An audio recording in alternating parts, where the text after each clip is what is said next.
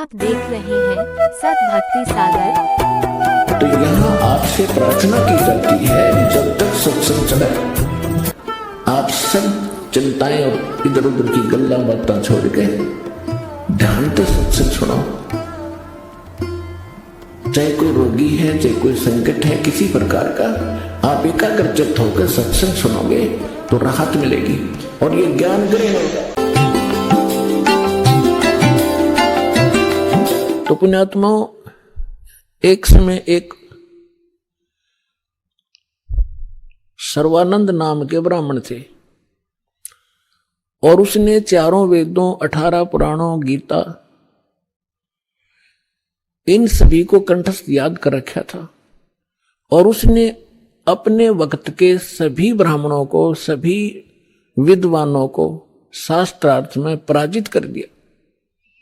तो उसके मन में एक धारणा आई कि मैं अपना नाम सर्वानंद की जगह सर्वाजीत रखवाऊंगा, अपनी मां से कहता हूं। उसने सभी को हरा दिया। उधर से वो ये विचार कर रहा था। दूसरी ओर क्या हुआ कि उसकी माता, जो सर्वानंद की माता जी थी, उसका नाम शारदा था, ब्राह्मणी, और वो भी ऐसे ही अपने प्रारब्ध के कर्म को भोग रही थी। अब ब्राह्मण होने के नाते और अब उसका पिता, उसका पुत्र विद्वान, जिसने सब विद्वानों को पराजित कर दिया, अपने पुत्र से भी सारे जंतर मंत्र, जो भी गायत्री मंत्र वगैरह अनुष्ठान बताए बेटे ने, वो भी कर लिए। और भी जिसने भी जहां कोई महापुरुष संत तपस्वी बताया वहां भी चली गई, लेकिन उसको कोई राहत नहीं मिली। बहुत बुरी बेचैनी रहे, ना भूख लगे, चारपाई पकड़ रखी, अस्थि पिंजर शेष दिखाई दे। कुदरती एक परमात्मा की शिष्या, एक बहन ब्राह्मणी, एक बहन चली गई, ब्राह्मणी नहीं, वैसे एक बहन चली गई किसी कामवश, अन्य जाति की, श्रवण जाति की। तो उसने पूछा कि शारदा कुशल है? उसने चारपाई पे पड़ी पड़ी ने देखा और कहा, बहन कहाँ कुशल हूं, अंतिम सांस गिन रही हूं, बहुत परेशान हूं, काफी वर्षों से असाध्य रोग से पीड़ित हूं। वो परमात्मा की शिष्या लड़की कहने लगी कि बहन कहीं दिखाया नहीं आपने?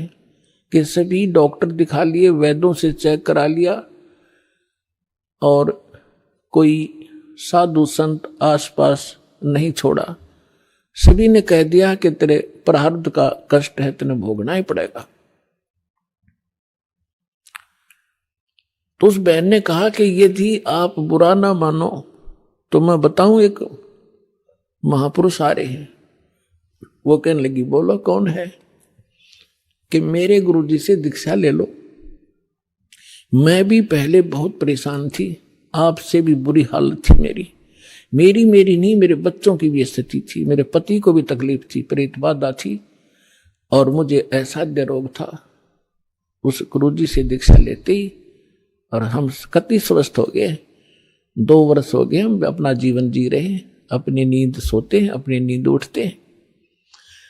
तो बैठ गई शारदा कि भाई आज कुछ आशा की चिंगारी नजर आ रही है।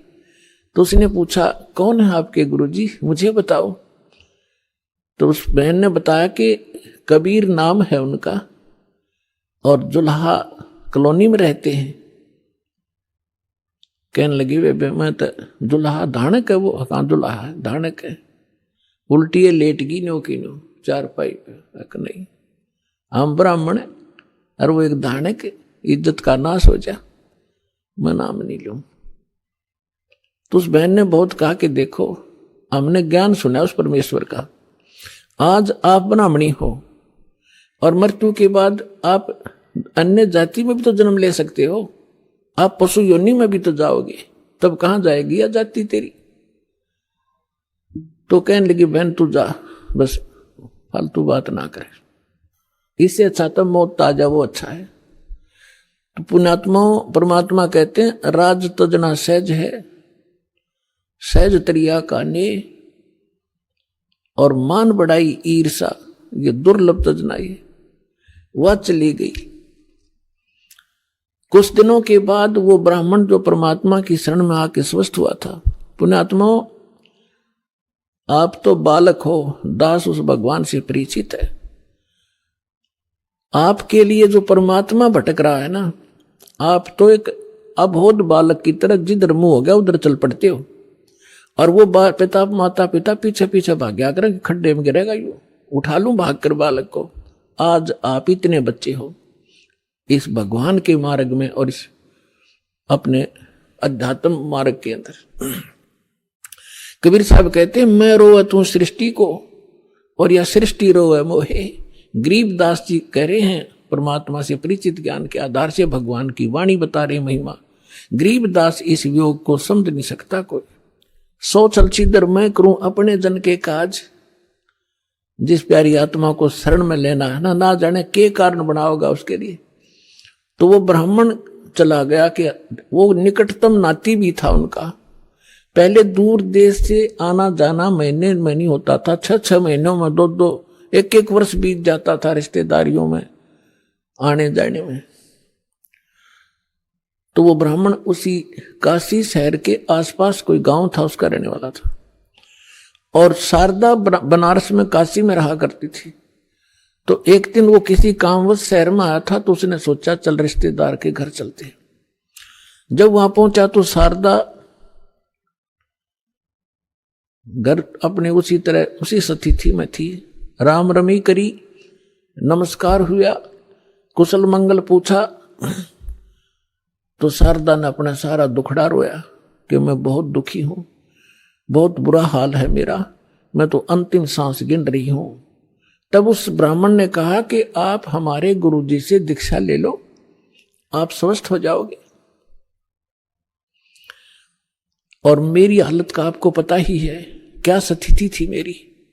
हाँ, आपकी तो बहुत बुरा हाल था, सारा परिवार दुखी था, और आप कैसे स्वस्थ हुए कि हम उस परमात्मा आए हैं पृथ्वी पर।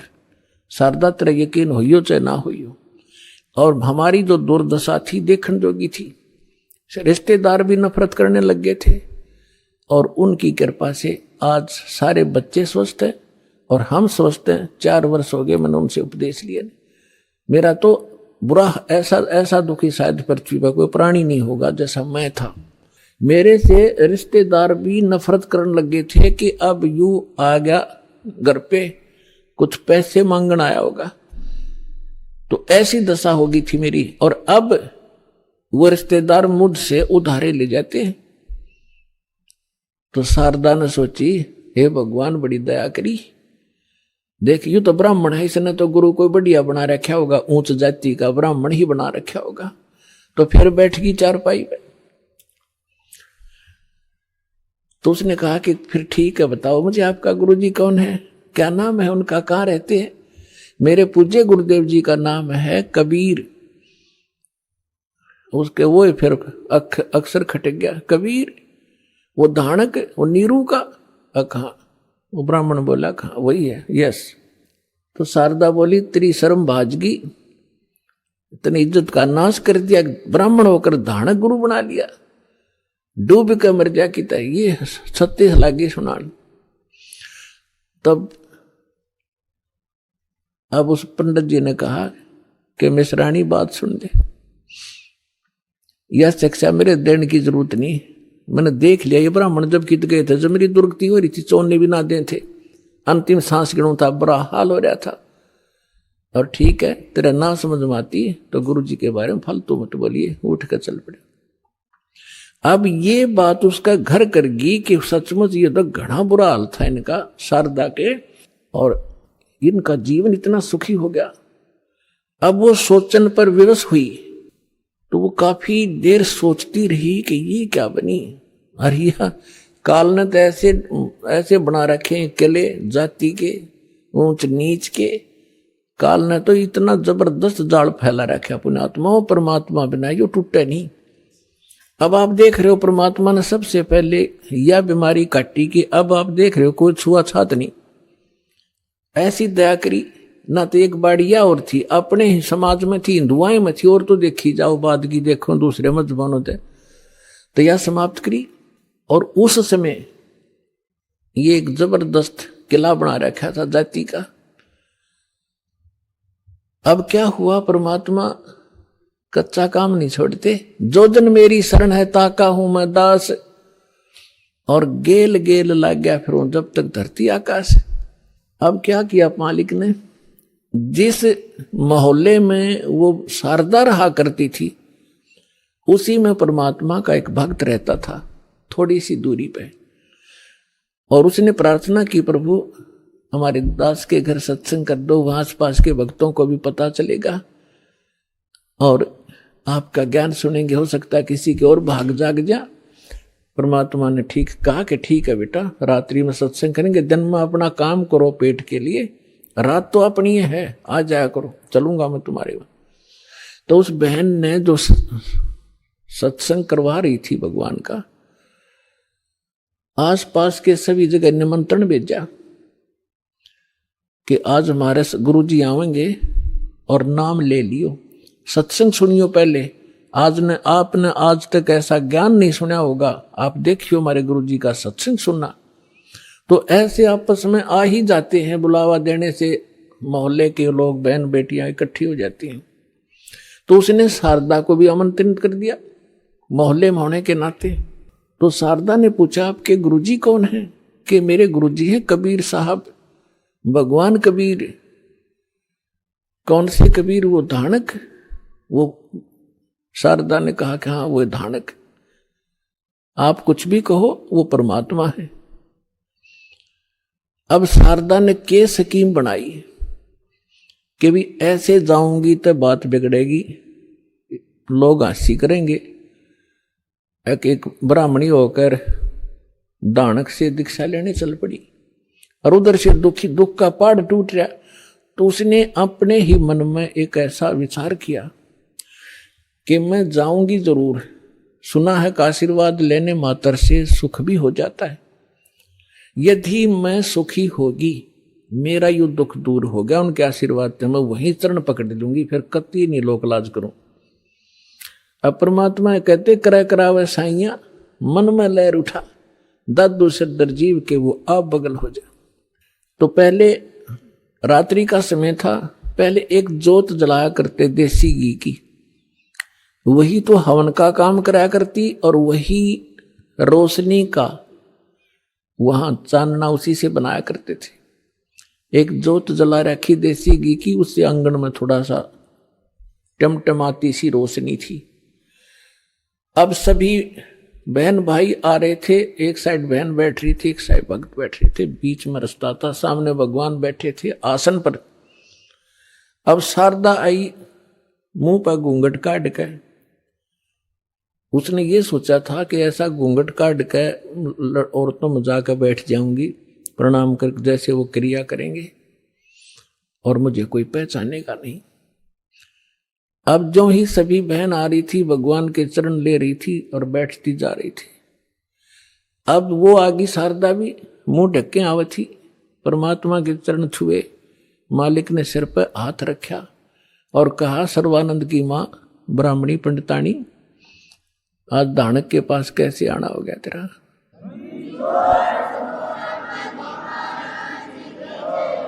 और परमात्मा ने हाथ रख के उठाया भी नहीं था, उसका सारा रोग, जो कष्ट था, जो संकट था, वो कति स्वस्थ होगी जैसे दुख कदे था ही नहीं। और ऊपर से परमात्मा ने कहा कि कैसे आगे सर्वानंद की माँ तू, एक दानक से क्या कहेंगे तेरे को, जो पंडित लोग जात से घेरेंगे। चरण पकड़ दिए उसी समय और फेंक दिया घूंघट उठा के, हे भगवान माफ करना मुझे दुष्टा को, मैं घनी नीच थी, आपके बारे में बहुत कुछ सोचा, आप तो सचमुच भगवान। खड़ी होगी सब न बतावे कि मेरा इतना दुख था, मेरा इतना कष्ट था, मैंने बहुत कुछ अच्छी मंदी भी कही है, तो भगवान पड़े। फिर बैठ गई, सत्संग सुना, परमात्मा ने सृष्टि रचना सुनाई। तीन देव की जो करते भक्ति, उनकी कदे ना होवे मुक्ति। गुण तीनों की भक्ति में ये भूल पड़ो संसारे, कह कबीर निज नाम बिना कैसे उतरो पार। अब शारदा को जितना ज्ञान था राम और कृष्ण विष्णु और शंकर का, ब्रह्मा जी को तो हम भक्ति करते ही नहीं थे। श्री विष्णु जी और भगवान शंकर की तो हम खूब भक्ति कराया करते। अब सारी सृष्टि रचना सुनाई और ऐसा दुख टल गया उस समय तक सारी स्वीकार करे थी ना, तो अग्रम मग्रम भी करे वो थोड़े बहुत हुआ, तो वो भी मालिक ने पहले उसका समाधान कर दिया और सारी सुने थी, सारी हृदय में समावे थी।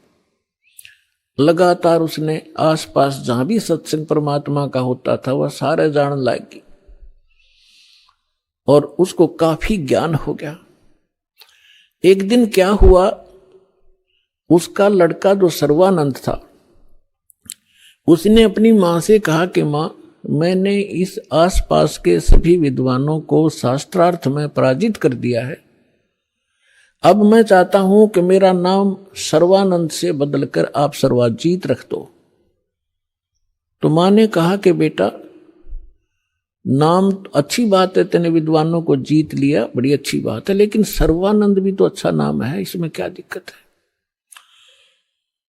तो उसने कहा माता जी ऐसा है ना, अब सबको अपने आप पता लग जाएगा कि इसने सबको पराजित कर दिया, सब पर विजय प्राप्त कर लिया, इसलिए मैं अपना नाम सर्वजीत रखवाना चाहता हूं। उसकी मां बोली बेटा ठीक है, नाम तेरा बदल दूंगी, लेकिन एक विद्वान और है, उसने पराजित और कर दे। तो वो कहने लगा बताओ बताओ कौन है। कि मेरे गुरुजी हैं और कबीर नाम है उनका, और जुलाहे की कॉलोनी में रहते हैं। कहने लगे वो अच्छा, फिर अकमाता आपने बड़ा विद्वान खोजा, उसको संस्कृत भी ना आती, वो क्या जाने सदग्रंथों के बारे में। और उसकी मां बोली बेटा देख ले, यदि मेरे से तेना नाम बदलवाना है तो उस विद्वान को तेने पराजित करवाना पड़ेगा, करना पड़ेगा, ऐसे नहीं मानूंगी। उससे लिखवा के लाना और उनका अंगूठा लुआ के लाना, एक दो गवाह भी हो साथ में। अब सर्वानंद तो चल पड़ा, मां का आदेश पाते ही चलता हूं। अब जून का महीना, उत्तर प्रदेश, खड़ी धूप पड़े, उधर से परमात्मा कबीर जी की एक मुंह बोली बेटी थी कमाली, वो एक मृतक जीवित की थी किसी शर्त पे, किसी कारण से, किसी सर्कमस्टांस के से। और वो लड़की फिर अपने पिता को छोड़कर परमेश्वर के साथ, अपने वास्तविक पिता के साथ रहा करती थी, युवा हो गई थी। तो वो लड़की दोपहर के समय कुएं पर जल लेने गई हुई थी बटका भरण खातिर। उधर से सर्वानंद जी आ गया, एक बैल के ऊपर सारे सदग्रंथ रखा करता, गीता, 18 पुराण, 4 वेद, श्रीमद् भगवद गीता और 6 शास्त्र। बैल के ऊपर जैसे गधे पर बोरा डाल लिया करें, ऐसे बोरा डाल के उनमें रखा करता था, सुंदर कपड़े लपेट के। उस बैल को लिए हुए आ रहा था। अब जुलाहों की कॉलोनी में, और उस समय पंडित जी आचार्य, वो भी सा विद्वान सुप्रसिद्ध, तो सभी ऐसे देख रहे थे जैसे पहले गांव में हाथी आ जाता, सारे गांव निकल कर आ जाया करता, हाथी देखेंगे, ऊपर चढ़ चढ़ कर मकानों पर देखा करते थे। तो सभी देख रहे हैं कि ब्राह्मण कैसे आ गया हमारी कॉलोनी में। अब देखो लीला दाता की, उसको इतनी भयंकर प्यास लगा दी, उसकी आंखों में प्राण आ गए सर्वानंद के, और सामने वाली लड़की पानी पर लग रही। उसके पास आकर कहा कि ये लड़की जल्दी पानी पिला बेटी, मेरे प्राण निकलने जा रहे हैं। तो लड़की ने बाल्टी उसके कर दी, ले पी लो। उन्हें अपना करमंडल ले रहा था, उसमें डालकर गट गट पी लिया। अब उसने देखा कोई देख तो नहीं रहा तुझे, कितने दानकों के जुलाहों की कॉलोनी कुएं का पानी पी लिया। कोई देख तो, सब देख रहे थे, सब चारों तरफ देख रहे थे। तो उसने अपनी इज्जत बचाने के लिए लड़की को डांटा कि लड़की ये किसका कुआं है, किस जाति का कुआं है? तो लड़की ने कहा जी दानकों की कॉलोनी में तो दानकों का कुआं हुआ कर, ब्राह्मणों का नहीं हो सकता। ये तूने पहले क्यों नहीं बताया मुझे? पंडित जी पानी पी कर जात नहीं पूछा करते, तू पहले पूछता। जब तक तेरे पसीने आ रहे थे तेरी जान जाने वाली थी, अब तुझे जाति दिखाई देती है। मर जाता 2 मिनट तुझे पानी नहीं मिलता तो फिर कहता है बेटी छोड़ इन बातों को, यहां कबीर कहां रहता है? तो लड़की ने कहा कि कबीर का घर शिखर में सतलोक में रहता हो, झांस ले ली गैल और पाँव न टेके पपील के, तू पंडित लाद रहा बैल। लड़की ने कहा कि तुझे कबीर चाहिए, वो कबीर सतलोक में रहता है गगन में, और जहां तक चिट्टी का पैर नहीं टिक सकता तुम इन पोथियों से जाएगा वहां कबीर से मिलने। तो कहने लगा ए लड़की गणी ना बोला है, यूं बता यहां कहां रहता है इस कॉलोनी में वो?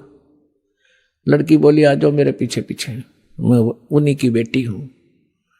अब लड़की मटका उठा के चल पड़ी, सर्वानंद बैल आके पीछे पीछे। लड़की थोड़ी आगे चली गई और जाकर कहा पिताजी एक ब्राह्मण आवा है सारे पोथे लिए, आपको पूछ रहा है, आपके साथ अवश्य कोई वाद विवाद करेगा। परमात्मा ने कहा बेटा कोई बात नहीं, ज्ञान की चर्चा तो होनी चाहिए, अच्छी बात है, उसको बुला लो अंदर। वह लड़की बाहर आई और कहा सर्व आओ जी आ जाओ, पिताजी अंदर हैं आ जाओ। तो सर्वानंद बाहर खड़ा हो गया और कहा ले लड़की ये मेरा लोटा ले जा, पानी का भरवा दिया कि एक पानी का मेरा लोटा भर दे। बाहर खड़ा खड़ा लड़की ने पानी का लोटा भर दिया और कहा इस लोटे को जाके कबीर को दे दे और इसका क्या उत्तर दे फिर मुझे बताना बाहर आकर के।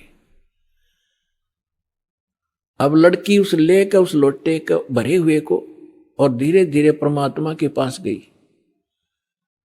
और कहा पिताजी एक वो ब्राह्मण युग ने ऐसे ऐसे कहा है कि ये लोटा दिया है, कहा कि इसका उत्तर दें वो मुझे बताना इस जल को। और इतना भर दिया कि वो पानी लबालब भरा हुआ था उस लोटे के ऊपर तक, उसमें जरा सा भी पानी डाल दे तो बाहर जावे, इतना फुल भर के दे दी।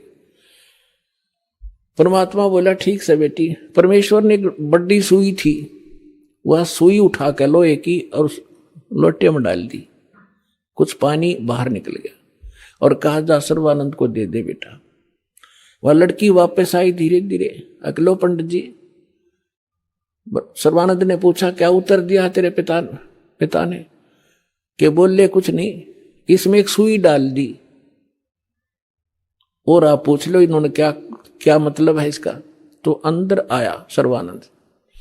सर्वानंद ने पूछा कि कबीर आपने मेरे प्रश्न का क्या उत्तर दिया? परमेश्वर ने पूछा आपका प्रश्न क्या था? मेरा प्रश्न ये था, ये संकेत था, इस पानी के लोटे को फुल भर के आपके पास इसलिए भेजा था कि मैं ज्ञान से परिपूर्ण हूं और मैंने सभी आसपास के विद्वानों को पराजित कर दिया है। मैंने अपनी मां से सर्वाजीत नाम रखवाना है और उसने ये शर्त रखी है कि मैं आपसे शास्त्रार्थ करूं और आपको विजय पाऊं आपसे, तब वो मेरा नाम रखेगी। मैंने आपको ये संकेत दिया है कि मैं ज्ञान से ऐसे फुल हूं जैसे लोटा फुल था। यदि मुझे कोई ज्ञान शिक्षा देगा तो मेरे अंदर समाएगा नहीं, वो इस लोटे में अगर कोई और जल डालेगा वो बाहर ही जाएगा, इसमें जगह नहीं। अब आप बताओ आपका क्या उत्तर था? परमात्मा बोले मैंने इसमें एक लोहे की सुई डाली है। मेरा ये संकेत है कि मेरा ऐसा ज्ञान है, ऐसा भारी ज्ञान है, ऐसा गुरु ज्ञान है कि जैसे मेरी सुई तेरी लोटे की तली में जाकर टिकगी और तेरा पानी बाहर निकल गया, ये मेरा ज्ञान ऐसा तेरे थोथे ज्ञान में बाहर फेंक देगा, ठाके तेरे हृदय में समा जाएगा।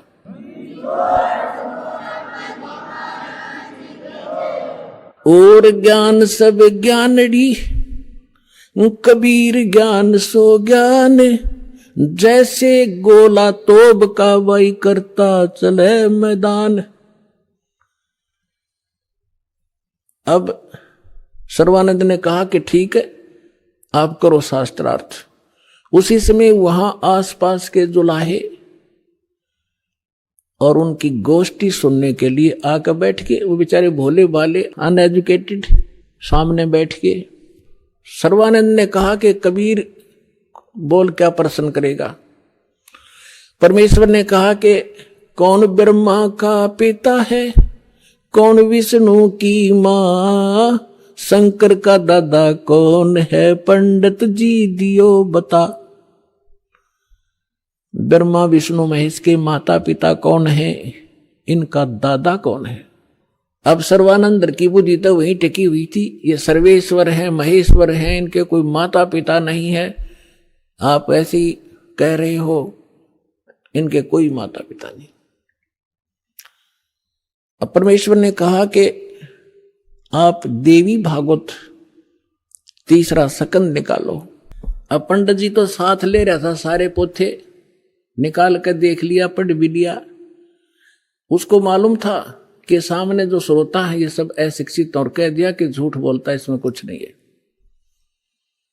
परमेश्वर ने कहा कि रुद्र संहिता के अंदर देखिएगा।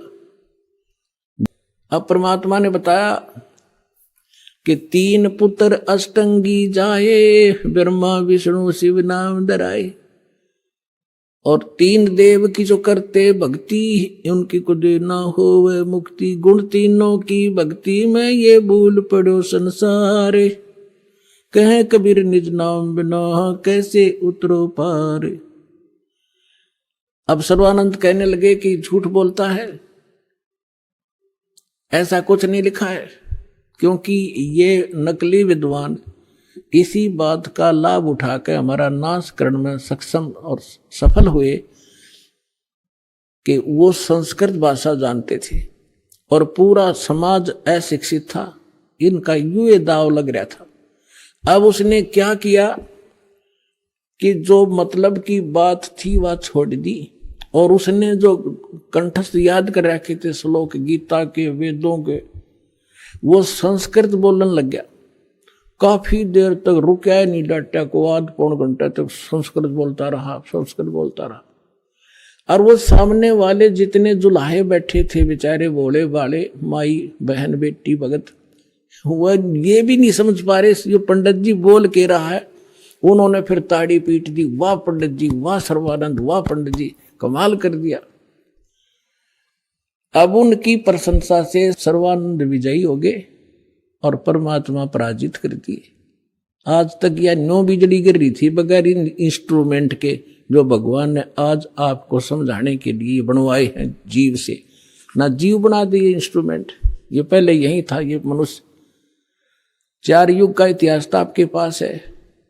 द्वापर ताई अभी 50 वर्ष से पहले थे, हमने देखे बैलगाड़ी खचड़ खचड़ने घसीटे अंडा करते, काठ के पहिए, काठ की गाड़ी। और उससे पहले एक रेडू में 6 खच्चर जोड़ कर रथ बना के घसीटे फिरा करते थे। कहाँ गई थी मनुष्य की विधि? ये परमात्मा ने दया बख्शी आपके लिए। और अभी 10 वर्ष से हो रहा है, 12 वर्ष से हो रहा है, ये सब विकास कराया दाता ने, ताकि अपने बच्चों को वर्ड टू वर्ड समझा दूं, ताकि ये पहचान ले मेरे को। और 1 मिनट में जा छोड़ दो इनको सतलोक में, पीछा छुटे यहाँ से।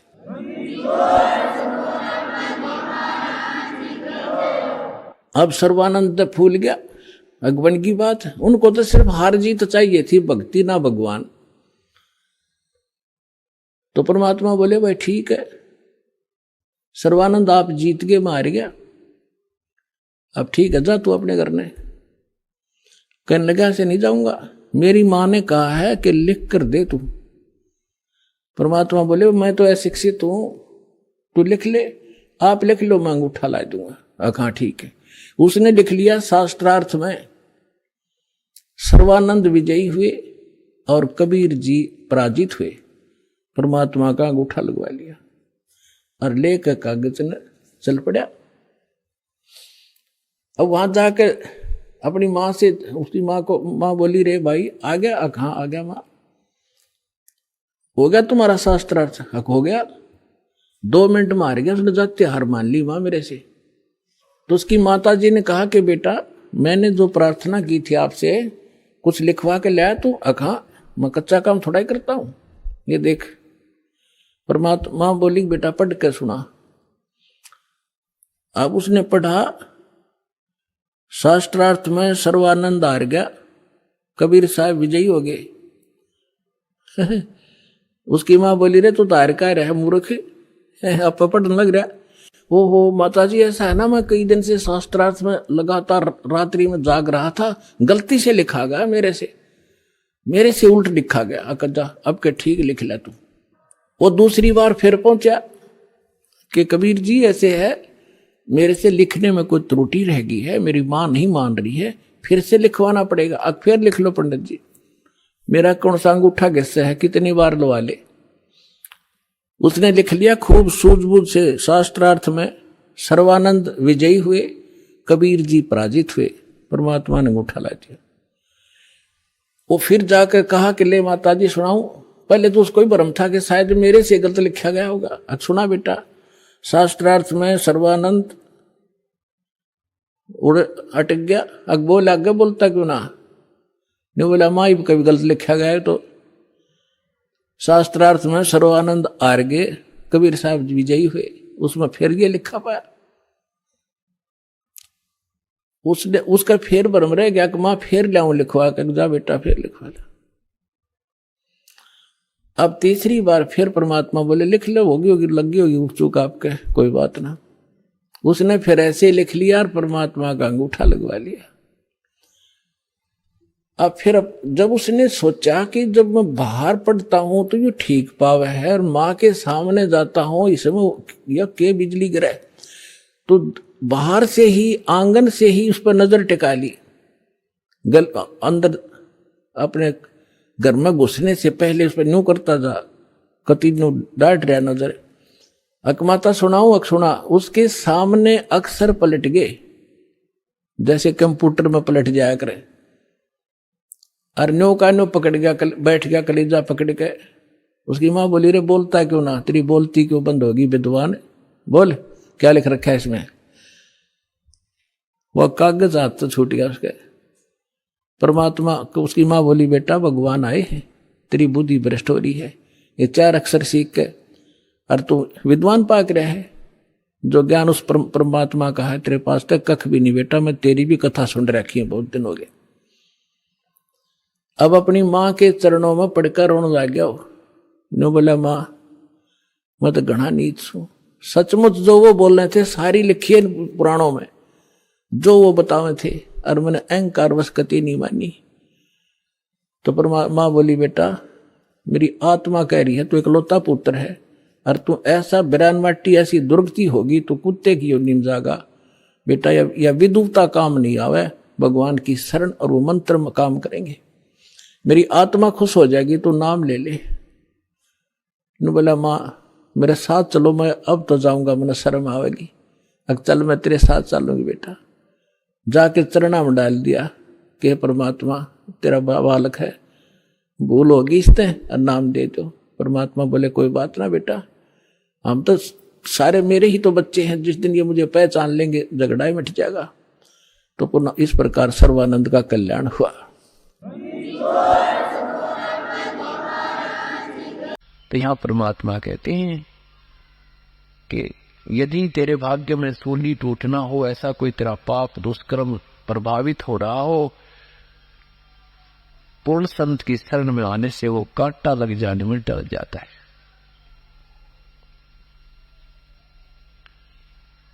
एक समय की बात है, एक बहन विधवा थी, एक ही पुत्र, और वो पुत्र भी क्योंकि पिता नहीं होता सिर पे तो बच्चे तकरीबन बिगड़ जाते हैं, लड़का विशेषकर। लड़की ने सोचा था, उसकी लड़के की माँ ने कि बेटा बड़ा हो जाएगा, इसकी शादी कर दूंगी, अपना टाइम पास हो जाएगा। पिता की मृत्यु हो गई थी, पति की मृत्यु हो गई थी, इस आस पर वो अपने बच्चे का पालन पोषण कर रही थी। 5-7 साल के बच्चे का पिता मर गया था, अब लड़का हो गया 15-16 साल का, तो वो माँ की कति नहीं मान रहा है, बिगड़ गया, निकम्मे बच्चों में बैठने लग गया, दारू दप्पा पीने लग गया, सुल्फा पीने लग गया, नशीली वस्तुओं का सेवन करने लग गया। और माँ अपना कोई मजदूरी धड़ी करके कमाई करती थी, उससे भी निकाल दे जाता पैसे। लेकिन माँ को बेटा प्यारा बहुत लगा करे, फिर भी उसके कष्ट को सहन करती हुई यही सोचती रही कभी तो शाना होगा, बड़ा होगा, शादी हो जाएगी, और फिर तो ये समझेगा ही समझेगा। लेकिन अंदर से दुखी बहुत रहती थी। वहां एक आश्रम बना हुआ था गांव से 1 किलोमीटर की दूरी पर। वहां परमेश्वर पूर्ण परमात्मा का नुमाइंदा संत रहता था। उस नगर के कई व्यक्ति उपदेशी थे। वो संत जी वहां पर उस आश्रम में 2 महीने, 3 महीने, 1 महीने रुक कर जाता था। कई जगह आश्रम बना रखे थे, सब स्थानों पर जाकर के भक्तों को सेवा का अवसर दिया करता था। जब वो संत उस आश्रम में आके रुकते थे तो गांव के लोग व्यक्ति जो उनके सेवक थे, उन्होंने अपनी अपनी पारी बांध रखी थी कि एक दिन संत को हम खाना खिलाएंगे। जो भी उनके साथ 2-4 सेवक हैं उनको भी एक दिन वो घर खिलाएगा, दूसरे दिन वो घर, तीसरे दिन उनकी नंबर डाल रखे थे। ऐसे एक दिन एक बहन का सतगुरु के भोजन बनाने का दिन आया। उसका दूध फट गया, क्योंकि खीर अवश्य बनाते थे। दूध फट गया उस बहन का, तो उस बड़ी चिंता हुई। आसपास के 1-2 अपने सेवक से पूछा, उन्होंने भी बताया कि हमने तो आज ऐसे कर दिया, ऐसे कर दिया, नहीं दूध रहा। उसने अपनी पड़ोसन में एक और बहन रहती थी जिसका एक ही पुत्र था, पति की मृत्यु हो चुकी थी। उसके पास गई, कुशल मंगल पूछा। जैसे कोई किसी से वस्तु उधारी लेने जाता है तो पहले कुछ भूमिका बनाते हैं बैठ के। उस बहन ने उससे पूछा, बहन ठीक हो? उस परमात्मा के संत की शिष्या ने, उस सत्संग में जाने वाली बहन ने उस दुखी बहन से पूछा जिसका एक ही पुत्र वही निकम्मा था कि कुशल हो? उसने कहा, बहन के कुशल हो, मैं तो बस ना तो मौत आती और यहाँ चैन कती नहीं। छोटे सा बेटा था, जब पति मर गया सोचती थी ये बेटा बड़ा होगा, इसकी शादी करूंगी, ये कुछ सहारा देगा मुझे बड़ा होने पर। ये लड़का ऐसा निकम्मा हो गया, शराब पीवे है, बीड़ी हुक्का पीने लग गया, मेरी एक नहीं मानता, सुबह निकला है शाम ना आकर बड़े। बस मेरा तो रोना शेष रह रहा है, मेरे तो शरीर पर मांस भी नहीं रहा, सारा खून सुखा दिया इसने। अब उस बहन ने प्रार्थना की कि बहन मैं काम आई हूं तेरे। क्या काम आई? कि आज ऐसे ऐसे हमारे गुरुदेव की पारी थी, मैंने भोजन दे रहा था आश्रम, हमारा दूध फट गया और खीर बनानी है, दूध दे दे बहन, चाहे उधारा दे दे, तेरा सामने दे दूंगी, और चाहे पैसे में दे दे। पहले पैसे तो देते ही नहीं थे, दूध बेचा नहीं करते थे। तो उस लड़की ने उठी और उठ के वो उधार निकाल के रखी थी, बाल्टी टांग रखी थी खुट्टी के, न्योकी ने उठा के और उसके पात्र में पूरी डाल दी। अगले बहन ले जा दूध। तो उसने कहा, बहन कुछ तो रख ले इसमें, तय कि नहीं आज तू सारा ले जा, कि मेरा मुझ पापड़ का भी कोई पुण्य बढ़ जाए। इतना कहकर उस बहन ने वह सारी बाल्टी डाल दी। वह बहन जो सत्संग में जाती थी उसने बड़ा विचार किया कि न्यू तो मैं भी ना दे सकती, दूध सारा किसी ने ठा कर कोई मांगने आ जाता है, बेसिक से हमारा सत्संग बहन भाई भी आवे, थोड़ा बहुत तो घर के लिए रख लिया करें। पर इस बहन ने तो कति सैक्रिफाइस कर दिया, कति कुर्बानी कर दी, घनिया सी आत्मा की से। फिर ये जब अपना वो काम उसने करके खाना खुना खिला के सामने, और फिर सुबह फिर मन में आई उस बहन को मैं भगवान की भक्ति के विषय में बता दूं। सारा दिन दुखी रहती है, चिंता करती रहती है, और वहां चला करेगी तो इसका दुख कुछ हल्का होगा, भक्तों के सुख सुनेगी, आत्मा में प्रसन्नता होगी, दृढ़ विश्वास होगा, और वहां जाओगी तो इसका बेटा भी सुधर जाएगा। भगवान सब कुछ कर सकता है, उसको मालूम था। अगले दिन वो बहन उस बहन के पास गई, समझाने लगी तो वो जो बहन थी, दुखी बहन थी, वो कहने लगी, बहन एक बात बता, मैं सत्संग में नहीं चल सकती क्योंकि मेरे सिर पे धनी नहीं है, मेरा पति नहीं है। तुम्हारे तो पति हैं और तुम्हें दुनिया कुछ नहीं कहेगी, और मैं जब सत्संग में चलेगी तो 100 बात बनावेंगी, कोई गुंडी कहेगी, कोई भोंडी कहेगी, मैं नहीं कर सकती इस काम को, मेरे बस की बात। उस बहन ने अगले दिन फिर प्रार्थना की, उससे अगले दिन फिर प्रार्थना की, समझाने लगी, बहन दुनिया की नहीं सुननी चाहिए। वे ये दुनिया तुझे क्या दे रही है, तेरा कोई जेठक देवर कुछ पूछा तू मर रही है कि जी रही है, या तेरा कोई रिश्तेदार आकर पूछता हो? अगर नहीं, कोई नहीं पूछता, बल्कि राजी हो रहे हैं बिगड़ गया इसका बेटा, या भी दुनिया नखरे करा करती, बताओ मैं के नखरे करा करती। फिर उस बहन ने जो भी सत्संग में सुना करती थी, प्रभु से कथाएं, गुरुदेव से कथाएं सुना करती थी, वह सुनाई। उस बहन ने बताया कि देखो, मीराबाई पूरे ठाकुर समाज से संघर्ष किया करती थी। यदि वो मीराबाई संघर्ष नहीं करती तो कौन मीराबाई को पूछता? आज सारे संसार में उनका गुणगान होता है। और यदि वो भी लोक लाज में आकर परमात्मा की भक्ति नहीं करती, त्याग देती, तो पशु बनती, पक्षी बनती, ना जाने अरबों में औरतें मर गई, कोई ना याद करता उनको। और उस भक्ति करने वाली बहन का आज भी नाम स्वर्ण अक्षरों में लिखा हुआ है, अपना भी कल्याण, दुनिया में भी मान बढ़े। उसको कथा सुनाई, उस लड़की को यह बात समझ में आ गई और वो अपने उस बहन के साथ सत्संग में जाने लग गई। सत्संग में जाने के बाद फिर परमात्मा के वचन महिमा सुन करके वो ओतप्रोत हो जाती है। उपदेश ले लिया। उपदेश लेने के बाद फिर प्रतिदिन प्रार्थना करती थी अपने भगवान गुरुदेव से कि हे गुरुदेव, हे भगवान, हे मालिक, एक ही पुत्र है, छोटा सा पाला था, पिता की मृत्यु हो गई थी इसके की, और ये 5 वर्ष का था। आशा की थी कि बड़ा होगा, इसको पाल पोस कर शादी करूंगी, मेरा जीवन सफल हो जाएगा। हे भगवान, ये बेटे की ममता मेरे तो छोड़ती रही, इसको अपने चरणों में लो मेरे मालिक। परमात्मा गुरुदेव कहते थे, बेटी आप भक्ति करते रहो, कभी तो दीन दयाल का भनक पड़ेगी कान, कभी तरह सुनेंगे तेरी। एक दिन उस बहन ने क्या किया, अपने गुरु बहन भाइयों के सामने प्रार्थना की कि मुझे भी एक दिन एक समय का भोजन देने का अवसर दे दो। पूरे दिन का तो नहीं दे सकती, मैं बहुत गरीब हूँ, एक शाम का भोजन मुझे दे दो। अब किसी ने नहीं दिया, कहने लगी बहन मुश्किल से 1 महीने में नंबर आवा है और हम नहीं दे सकते, हमारी मजबूरी है। भगवान गुरुदेव से नंबर लवा लो, फिर आपका नंबर आवा जब दे देना। वो इतनी प्रेरणा प्रेरित होगी कि आज बात बढ़ जाए, भगवान कद बात पड़े, काल करे सो आज करे, आज करे सो अब।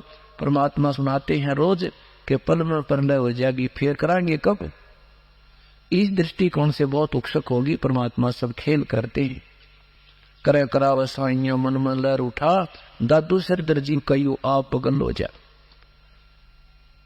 जब उसने ज्यादा ही प्रार्थना की, आंखों में आंसू भर आई, उसी बहन ने जिसने उसको नाम दिलवाया था, उसी ने कहा कि आप शाम का भोजन, आज कल मेरा समय है, कल तो शाम का भोजन दे रहे, करवा दे महाराज जी। कहा अच्छा भाई, बड़ा भला हो तेरा, बड़ा भला हो तेरा, तेने मेरी आज कति आत्मा खुश कर दी।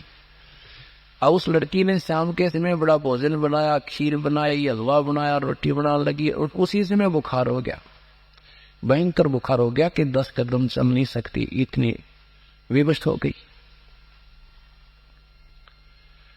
उसने सोचा अपने बेटे को कह दूंगी, आएगा जब, और वो महाराज जी का भोजन दिया होगा। पर विश्वास था कि शायद मना भी कर सकता है, वो अनाड़ी बहुत हो गया। उधर से उस लड़के ने, वो लड़का चोरी करने लग गया था निकम्मे बच्चों के संग हो गए, और वो क्योंकि रोजाना शराब पीना, नशीली वस्तुओं का सेवन करने के लिए पैसा कहां से आया, उन्होंने चोरी करने लग गए। उसके साथियों ने और उसने उस रात्रि में एक स्कीम बना रखी थी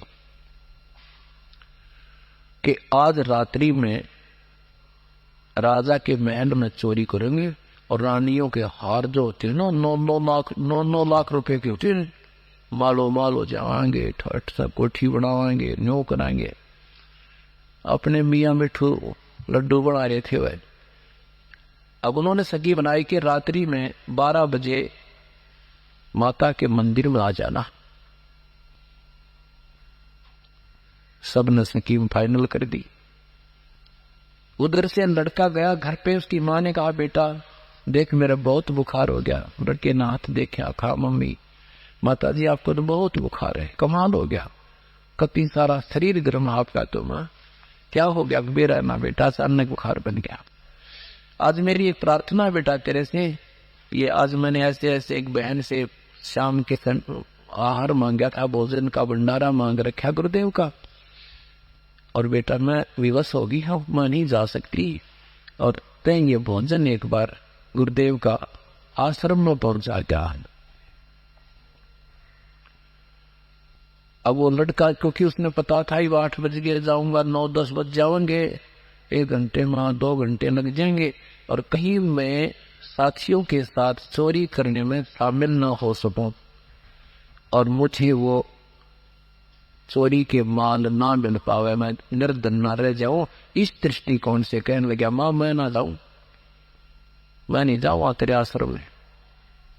उसकी माँ ने कहा बेटा नाट्या ना करते, संतों का भोजन है, पता है बेटा तेरे पुण्य बन जाएंगे, अब ना मुझे ना चाहिए से पुण्य, और मैं ना जाता, मैं ना जाऊं। और माँ तेरे बारे में लोग बुरा ना क्यों कहते हैं, मैंने बहुत सुननी पड़ती है, और उल्टी बात बढ़ने लग गया ने कहा माँ की बात स्वीकार नहीं की। अब जान की वो माँ भी किस नाड़ी है, यू मान को ना रोने लगी बैठ के, भगवान इससे अच्छा थी बेटा ना होता तो, बहुत बुरी तरह रोने लगी। ने बोली तुझे जिंदगी में काम नहीं कहूंगी बेटी, बेटा आज के बाद तू मेरा एक काम यू आज कर दे, एक बार ये भोजन पहुंचा दे, नहीं मैं कितना जोगी नहीं रहूंगी, और आगे से मुझे ये समय नहीं मिलेगा भगवान की सेवा का।